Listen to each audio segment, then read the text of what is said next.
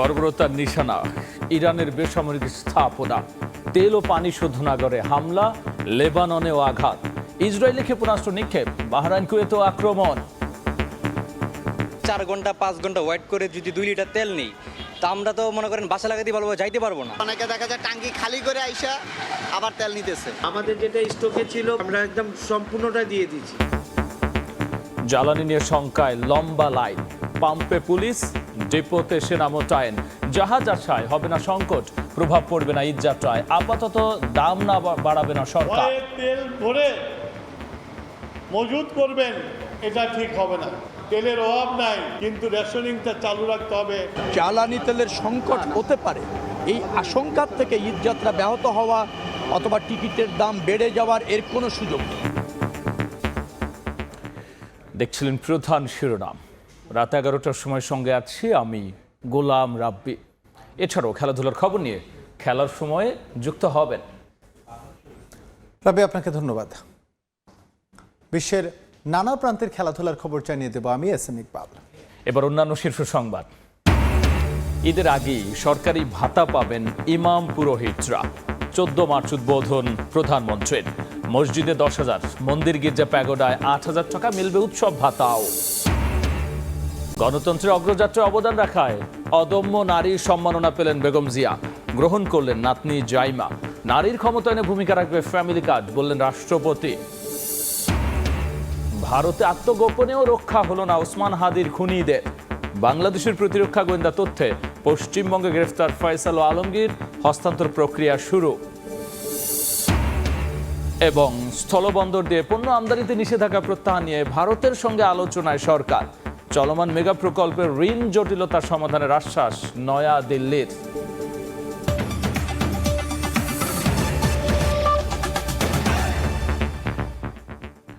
যুক্তরাষ্ট্র ইসরায়েলের বর্বরতার নিশানা ইরানের বেসামরিক স্থাপনা।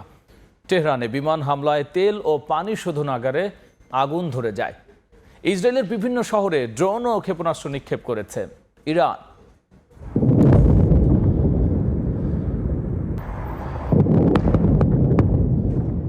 ইরানের রাজধানী সহ কয়েকটি শহরে ব্যাপক হামলা চালিয়েছে ইসরায়েল। হামলার পর তেহরানের একটি তেল শোধনাগারে ভয়াবহ আগুন ধরে যায়। ইসরায়েলি সামরিক বাহিনী জানিয়েছে তারা ইরানের বেশ কয়েকটি জ্বালানি মজুত কেন্দ্রে হামলা চালিয়েছে। হামলা হয়েছে একটি পানি বিশুদ্ধকরণ প্ল্যান্টেও। তেহরানের পাশাপাশি কারাজ শহরের শিল্পাঞ্চলকেও লক্ষ্যবস্তু করেছে নেতানিয়াহু বাহিনীর যুদ্ধবিমান।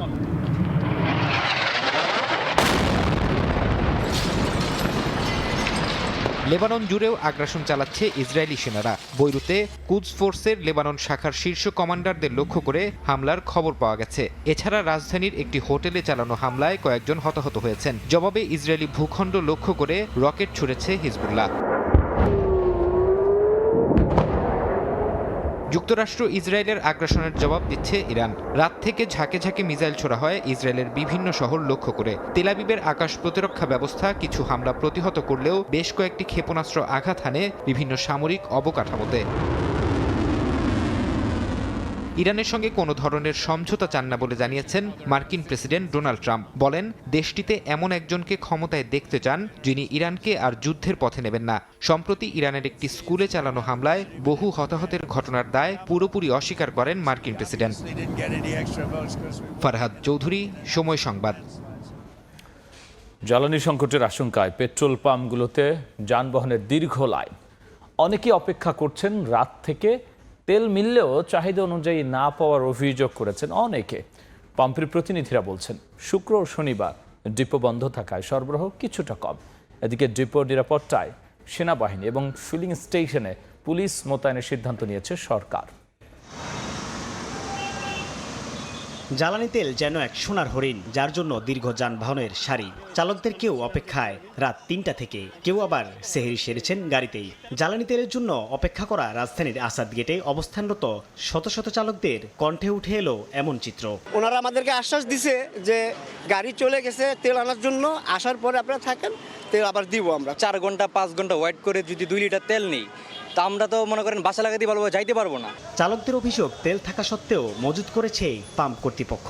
মহাখালী রেলগেটের ওই পার থেকে লাইন দিছি, এই 3 ঘন্টায় আমি প্রধানমন্ত্রীর কার্যালয়ের সামনে পর্যন্ত আসছি। অনেকে দেখা যায় টাঙ্কি খালি করে আইসা আবার তেল নিতেছে। রাজধানীর বিজয় সরণির আরেক ফিলিং স্টেশনে সরকার নির্ধারিত পরিমাণে তেল দিলেও সন্তুষ্ট নন ভোক্তারা। 1 ঘন্টা থেকে এখানে অপেক্ষা করছি, লাইনে আছি একদম শেষ মাথা থেকে। আস্তে আস্তে খুব এটা আগানোর যে ধরন সেটা আসলে খুব স্লো। পাম্প কর্তৃপক্ষের অভিযোগ, চাহিদার তুলনায় অতিরিক্ত জ্বালানি নিয়ে মজুত করছেন অনেক গ্রাহক। বাংলাদেশের যে কোনো জিনিস যখন দাম বেড়ে যায় অথবা ক্রাইসিস সৃষ্টি হয়, তখনই সবাই কি করে, ওটাকে কালোবাজারি করার চেষ্টা করে, রিজার্ভ করে অন্যভাবে বিক্রি করার চেষ্টা করে। কালকে রাত্রে পর্যন্ত যা ছিল আমরা একদম সম্পূর্ণটা দিয়ে দিচ্ছি। দেওয়ার পর এখন আমাদের পাম্পে 10 লিটারও তেল নাই। ঢাকার বাইরেও দেখা গেছে একই ধরনের চিত্র। চাহিদা অনুযায়ী জ্বালানি না পাওয়ার অভিযোগ বেশিরভাগ ভোক্তার। সাইফুল ইসলাম, সময় সংবাদ, ঢাকা। ঈদের আগেই সরকারি ভাতা পাবেন ইমাম, মুয়াজ্জিন ও পুরোহিতরা। 14 মার্চ কার্যক্রম উদ্বোধন করবেন প্রধানমন্ত্রী তারেক রহমান। মসজিদ প্রতি 10,000, মন্দির গির্জা প্যাগোডায় মাসে দেওয়া হবে 8,000। মিলবে উৎসব ভাতাও। নির্বাচনে জয়ী হলে ইমাম, মুয়াজ্জিন ও পুরোহিতদের মাসিক ভাতা দেওয়ার প্রতিশ্রুতি দিয়েছিলেন বিএনপি চেয়ারম্যান তারেক রহমান। ভোটে জয়ী হয়ে সরকার গঠন করে সেই প্রতিশ্রুতি পূরণের পালা এবার। দুপুরে সচিবালয়ে সংবাদ সম্মেলনে প্রধানমন্ত্রীর জনপ্রশাসন বিষয়ক উপদেষ্টা জানালেন, সরকারি ভাতা দেয়া শুরু হবে ঈদের আগেই। 14 তারিখ সকাল 10টায় ওসমানী মিলনায়তনে আমাদের মাননীয় প্রধানমন্ত্রী আনুষ্ঠানিকভাবে এই যে ইমাম মুয়াজ্জিনদের যে সম্মানী ভাতা সেটা উনি আনুষ্ঠানিকভাবে উদ্বোধন করবেন। পাইলট স্কিমের আওতায় প্রতি ইউনিয়ন এবং প্রতিটি পৌরসভা থেকে একটি করে মোট 4,908টি মসজিদ এবং অন্যান্য উপাসনালয়ে প্রতিটি উপজেলা থেকে 2টি করে মোট 990টি মন্দির, 72টি উপজেলায় 144টি বৌদ্ধ বিহার এবং 198টি উপজেলায় 396টি গির্জা বাছাই করা হয়েছে। মাসিক ভাতা বাবদ ইমাম 5,000 টাকা, মুয়াজ্জিন 3,000, খাদেম 2,000 টাকা পাবেন। আর মন্দির, বৌদ্ধবিহার ও চার্চের জন্য সব মিলিয়ে 8,000 টাকা করে পাবেন। ধর্মীয় উৎসবেও দেয়া হবে বোনাস। ঈদুল ফিতর ও ঈদুল আজহাতে 1,000 টাকা করে এবং দুর্গাপূজা, বুদ্ধ পূর্ণিমা ও বড়দিনে সংশ্লিষ্ট পুরোহিত, সেবায়িত, বিহার অধ্যক্ষ, বিহার উপাধ্যক্ষ, যাজক ও সহকারী যাজকদেরকে 2,000 টাকা করে উৎসব ভাতা প্রদান করা হবে।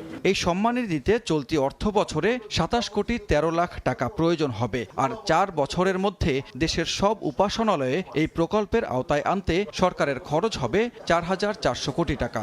সরকার আগামী 4 অর্থ বছরে মোট 4টি ধাপে এই কার্যক্রম বাস্তবায়ন করবে।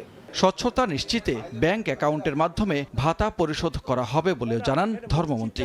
আপনারা প্রমাণ পাবেন এটা ডিস্ট্রিবিউশনের পরে কতটুকু স্বচ্ছ হয়েছে ইনশাআল্লাহ। সারা দেশে 4.25 লাখ উপাসনালয়ে এই প্রকল্পের আওতায় আসলে 15 লাখ লোক সরকারি এ সুবিধা পাবেন। খাস করে দোয়া করবেন। সানবীর রূপল, সময় সংবাদ, ঢাকা। গণতন্ত্রের অগ্রযাত্রায় অবদানের জন্য বিশেষ অদম্য নারীর সম্মাননা পেয়েছেন প্রয়াত সাবেক প্রধানমন্ত্রী বেগম খালেদা জিয়া। আন্তর্জাতিক নারী দিবসে নাতনি জাইমা রহমানের হাতে পুরস্কার তুলে দিয়ে রাষ্ট্রপতি মোহাম্মদ শাহাবুদ্দিন বলেছেন, অর্থনৈতিকভাবে পিছিয়ে পড়া নারীদের ক্ষমতায়নে ভূমিকা রাখবে সরকারের ফ্যামিলি কার্ড কর্মসূচি। অনুষ্ঠানে ডাক্তার জুবাইদা রহমান বলেছেন, নারীরা এগিয়ে গেলে এগিয়ে যায় জাতি।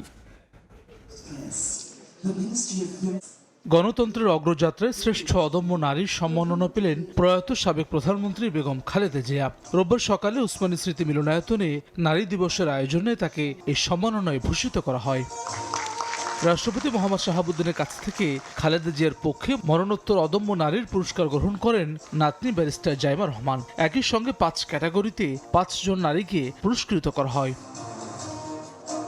অনুষ্ঠানে বেগম জিয়ার নেতৃত্বে দৃঢ়তার কথা উল্লেখ করেন পুত্রবধূ ডাক্তার জুবাইদা রহমান। বলেন, নারীরা যখন এগিয়ে যায় তখন এগিয়ে যায় জাতীয়। গণতন্ত্র অগ্রগায়নের অদম্য বেগম খালেদা জিয়া। তার জীবন গুরুত্বপূর্ণ শিক্ষা দেয়, নারীর শক্তি তার দৃঢ়তায় আর নেতৃত্বের শক্তি তার সাহসে। নারী যখন এগিয়ে যায় তখন একটি জাতীয় এগিয়ে যায়। নারীর রাজনৈতিক ও অর্থনৈতিক ক্ষমতায়নে শহীদ রাষ্ট্রপতি জিয়া রহমান এবং বেগম খালেদা জিয়া যুগান্তকারী উদ্যোগ নিয়েছিলেন উল্লেখ করে রাষ্ট্রপতি মোহাম্মদ শাহাবুদ্দিন বলেন, বর্তমান সরকারও স্নাতকোত্তর পর্যন্ত অবৈতনিক শিক্ষার পরিকল্পনা নিয়েছে। শহীদ রাষ্ট্রপতি জিয়াউর রহমান যে ভিত্তি স্থাপন করেছিলেন সেটিকে আরও শক্তিশালী ও সময় উপযোগী রূপ দেন দেশনেত্রী বেগম খালেদা জিয়া। বর্তমান সরকারও নারী শিক্ষার প্রসারে গুরুত্ব দিচ্ছে। নারীকে রাষ্ট্র ও সমাজের মূলধারা থেকে দূরে রেখে জাতীয় অগ্রগতি সম্ভব নয় মন্তব্য করে তরুণ প্রজন্মকে সমতার মূল্যবোধে উদ্বুদ্ধ হওয়ার আহ্বান জানান রাষ্ট্রপতি। অর্থনৈতিকভাবে পিছিয়ে পড়া নারীদের ক্ষমতায়নের লক্ষ্যে সরকার ফ্যামিলি কার্ড কর্মসূচি গ্রহণ করেছে। আমি আশা করি এই উদ্যোগ পরিবারগুলোর অর্থনৈতিক স্বাবলম্বিতা অর্জনে ইতিবাচক ভূমিকা রাখবে। নারী দিবসের আলোচনা ও অদম্য নারী পুরস্কার অনুষ্ঠানে অংশ নেন বিভিন্ন শ্রেণী পেশার সহস্রাধিক নারী। হাসান ওয়ালি, সময় সংবাদ, ঢাকা। ইনকিলাব মঞ্চের মুখপাত্র ওসমান হাদি হত্যা মামলার প্রধান আসামি ফয়সাল করিম মাসুদ ও আলমগীর ভারতের পশ্চিমবঙ্গে গ্রেফতার হয়েছে। বাংলাদেশের প্রতিরক্ষা গোয়েন্দাদের তথ্যে তাদেরকে গ্রেফতার করা হয়। এরই মধ্যে হস্তান্তর প্রক্রিয়াও শুরু হয়েছে। এ বিষয়ে বিস্তারিত জানাচ্ছেন সুব্রত আচার্য। রাজধানীর পুরানো পল্টনে গত 12 ডিসেম্বর গুলিবিদ্ধ হন ইনকিলাব মঞ্চের মুখপাত্র শরীফ ওসমান হাদি। ঢাকা 8 আসনে স্বতন্ত্র প্রার্থী হিসেবে নির্বাচনে অংশ নিতে চাওয়া হাদিকে গণসংযোগের সময় মাথায় গুলি করে পালিয়ে যায় আততায়ীরা। পরে ওসমান হাদিকে উন্নত চিকিৎসার জন্য সিঙ্গাপুরে নেওয়া হয়। সেখানেই 18 ডিসেম্বর তিনি মারা যান। আলোচিত এই হত্যাকাণ্ডের প্রধান আসামি সাবেক ছাত্রলীগ নেতা ফয়সাল করিম মাসুদ ও আলমগীর হোসেনকে রোববার রাতে ভারতের পশ্চিমবঙ্গ থেকে গ্রেপ্তার করেছে স্থানীয় পুলিশ। রাজ্য পুলিশের এসটিএফ এর এক প্রতিবেদনে বিষয়টি নিশ্চিত করেছে ভারতীয় বার্তা সংস্থা এএনআই। এতে বলা হয়, শনিবার দিবাগত রাতে বাংলাদেশ সীমান্তবর্তী পশ্চিমবঙ্গের বনগাঁ এলাকায় অভিযান চালিয়ে তাদেরকে গ্রেপ্তার করা হয়। পুলিশের স্পেশাল টাস্ক ফোর্স বা এসটিএফ এর এক সংবাদ বিজ্ঞপ্তিতে এ তথ্য নিশ্চিত করা হয়। প্রতিবেদনে আরো বলা হয়, ফয়সাল ও আলমগীর মেঘালয় সীমান্ত দিয়ে অবৈধভাবে ভারতে অনুপ্রবেশ করে। পরে বিভিন্ন স্থান ঘুরে পশ্চিমবঙ্গের বনগাঁ এলাকায় আসে। সেখান থেকে তাদের আবার বাংলাদেশে ফেরার পরিকল্পনা ছিল বলেও উল্লেখ করা হয়। এ ঘটনায় অবৈধ অনুপ্রবেশের অভিযোগে মামলা হয়েছে। কলকাতার বিধাননগর আদালতে তাদের তোলা হয় এবং তাদের পুলিশ রিমান্ড মঞ্জুর করেন বিচারক। এদিকে বাংলাদেশের প্রতিরক্ষা গোয়েন্দাদের তথ্যের ভিত্তিতেই শহীদ হাদি হত্যার আসামিদের গ্রেপ্তার করা হয়েছে বলে জানিয়েছে আন্তঃবাহিনী জনসংযোগ পরিদপ্তর আইএসপিআর। এক বিজ্ঞপ্তিতে বলা হয়, আইনি প্রক্রিয়ার মাধ্যমে ফয়সাল ও আলমগীরকে বাংলাদেশে ফিরিয়ে নেয়ার প্রস্তুতি নেওয়া হচ্ছে। সুব্রত আচার্য, সময় সংবাদ, কলকাতা। ঈদের পোশাক কেনা হলো না স্কুল ছাত্রের। লক্ষ্মীপুরে দোকানের ছাদের অংশ ধসে গেল প্রাণ। সিসিটিভি ফুটেজে দেখা যায়, বিকেলে রামগঞ্জ পৌর শহরের পুলিশ বক্সের পশ্চিম পাশে আলমনসের ড্রাগ হাউসের সামনে কয়েকজন পথচারী ও হকার দাঁড়িয়েছিলেন। এ সময় দোকানটির পুরাতন ছাদের একটি অংশ হঠাৎই ধসে পড়ে। এতে ফরহাদ হোসেন নামে এক স্কুল ছাত্র ধ্বংসস্তূপের নিচে চাপা পড়ে মারা যায়। আহত হন আরও 5 জন। বাংলাদেশের স্থলবন্দর দিয়ে পণ্য আমদানিতে ভারতীয় নিষেধাজ্ঞা প্রত্যাহারের বিষয়ে মোদী সরকারের সঙ্গে আলোচনা চলছে বলে জানালেন অর্থমন্ত্রী। এদিকে ভারতের ঋণ সহায়তায় চলমান বড় প্রকল্পগুলোর জটিলতা সমাধানের আশ্বাস দিয়েছেন ভারতীয় হাইকমিশনার। গেল বছরের জুনে বাংলাদেশ থেকে স্থলবন্দর দিয়ে কাঁচা পাট, পাটজাত সুতা, বিশেষ সুতা সহ বিভিন্ন পণ্য আমদানিতে নিষেধাজ্ঞা দেয় ভারত।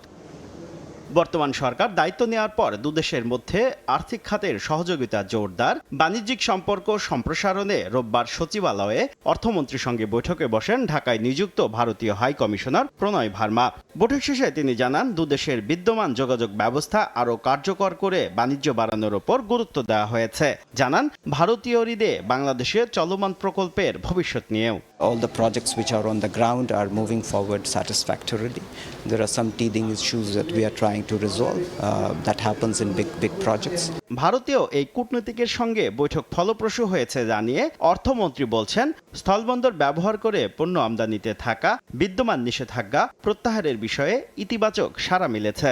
স্থলবন্দরের এফিসিয়েন্সি, কাস্টমস যে ইস্যুগুলো আছে, আমাদের বিভিন্ন ইস্যুজ আছে, সব মিলিয়ে আলাপ হয়েছে। এগুলো প্রোগ্রেস করার ব্যাপারে আলাপ হয়েছে। সো হোপফুলি এটা প্রোগ্রেস করবে। ব্যবসা সহজীকরণ, কর সংস্কার এবং প্রযুক্তির ব্যবহার বাড়িয়ে অর্থনৈতিক কর্মকাণ্ডে আরও বেশি মানুষের অংশগ্রহণ নিশ্চিত করার বিষয়টি নিয়েও আলোচনা হয় বৈঠকে।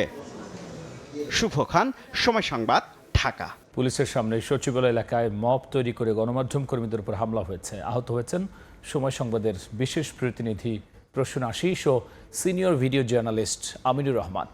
হামলাকারী জাতীয় যুব শক্তি নেতা সজীব হাসান। ঘটনা খতিয়ে দেখে দ্রুত সাংগঠনিক ব্যবস্থা নেওয়া হবে বলে জানিয়েছে এনসিপি। রোববার বিকেলে সচিবালয়ের সংবাদ সংগ্রহ শেষে ফেরা পথে বিদ্যুৎ ভবনের সামনে গাড়ি পৌঁছালে ট্রাফিক সিগন্যালে পড়ে সময় সংবাদের গাড়ি। সিগন্যাল ছেড়ে দিয়ে নির্দিষ্ট সময়ের আগেই সিগন্যাল বন্ধ করেন ট্রাফিক সার্জেন্ট। এ সময় চালক হর্ন দিলে চড়াও হন তিনি। এ দৃশ্য মোবাইল ফোনে ধারণ করছিলেন এক পথচারী। তাকে ভিডিও না করার অনুরোধ করেন সময় সংবাদের বিশেষ প্রতিনিধি প্রসূন আশিস ও senior video journalist Aminur Rahman. তখন হঠাৎ করেই মব তৈরি করে দুই সাংবাদিকের উপর হামলা করে এনসিপির যুব সংগঠন যুবশক্তির কেন্দ্রীয় সংগঠক সজীব হাসান। গুরুতর আহত হন প্রসূন আশিস। যখন কথা কাটাকাটি হচ্ছে, গাড়ির মধ্য থেকে তারা গাড়ি খুলে টেনে ওখান থেকে নামিয়েই কাপড় টাপড় ছিঁড়ে ফেলায়, গায়ের শার্ট টার্ট ছিঁড়ে ফেলে এবং ইচ্ছা মতোই ওরা লাথি কিল ঘুষি দিয়ে ওরা মূলত হামলা চালায়। এমনভাবে আমাদের উপর আক্রমণ করলেন এবং ওনার সাথে আরও অনেকজন ছিলেন, যেটাকে আমরা আসলে কর্তব্যবিমূঢ় হয়ে গেছে। ঘটনার সত্যতা স্বীকার করে ট্রাফিক সার্জেন্ট বলেন, হঠাৎ করে ঘটনাস্থলে এসেই মারধর শুরু করে অভিযুক্ত ব্যক্তি। উনি যখন গাড়ির লক করতে যায় তখন ওই লাল গেঞ্জিওয়ালা যে ছেলেটা ছিল ওর হাতে মনে হয় সম্ভবত একটু ব্যথা পায়, এই কারণে ও একটু উগ্র হয়েছে। সময় সংবাদের সাংবাদিকের উপর হামলার ঘটনা খতিয়ে দেখে দ্রুত ব্যবস্থা নেওয়ার আশ্বাস দিয়েছে এনসিপি। আমাদের শৃঙ্খলা কমিটি এটা নিয়ে কাজ করছে। অতি দ্রুত সময়ের মধ্যে আমরা এক্ষেত্রে এই ঘটনাটি পর্যবেক্ষণ করে শাস্তিমূলক ব্যবস্থা গ্রহণ করব। আমাদের কমিটমেন্ট আমরা রাখবো এবং এই ধরনের ঘটনার সাথে যে কেউ জড়িত থাকলে আমাদের শৃঙ্খলা কমিটির মাধ্যমে আমরা তার বিরুদ্ধে যথোপযুক্ত ব্যবস্থা গ্রহণ করব। মব সৃষ্টি করে গণমাধ্যম কর্মীদের উপর হামলার নিন্দা ও প্রতিবাদ জানিয়েছেন বিভিন্ন সংবাদ মাধ্যমের কর্মকর্তারা। শাবাব ওয়াসি, সময় সংবাদ, ঢাকা। নারায়ণগঞ্জের সিদ্ধিরগঞ্জে ছিনতাই চেষ্টার সময় গণপিটুনিতে যুবক নিহত হয়েছে। পুলিশ জানায় ভোরে একটি মোটরসাইকেলে 3 যুবক এক পথচারী রাস্তা অবরোধ করে টাকা ও মোবাইল ফোন ছিনিয়ে নেওয়ার চেষ্টা করে। এ সময় তার চিৎকার শুনে স্থানীয়রা ধাওয়া দিয়ে একজনকে ধরে গণপিটুনি দেয়। অপর দুজন মোটরসাইকেল ফেলে পালিয়ে যায়। 16 বছরের নিচের শিশুদের সামাজিক যোগাযোগ মাধ্যম ব্যবহার নিষিদ্ধ করেছে ভারতের কর্ণাটক রাজ্য। তবে এই নিষেধাজ্ঞা কবে থেকে কার্যকর হবে সে বিষয়ে নির্দিষ্ট সময় এখনও ঘোষণা করা হয়নি। অন্ধ্রপ্রদেশ সরকারও 13 বছরের নিচে সামাজিক মাধ্যম ব্যবহারে বিধিনিষেধ আরোপের চিন্তা করছে। এই ছিল আমার কাছে থাকা দেশ বিদেশের খবর। এবার খেলার সময় বিস্তারিত জানাতে আবারও যাচ্ছি ইকবালের কাছে।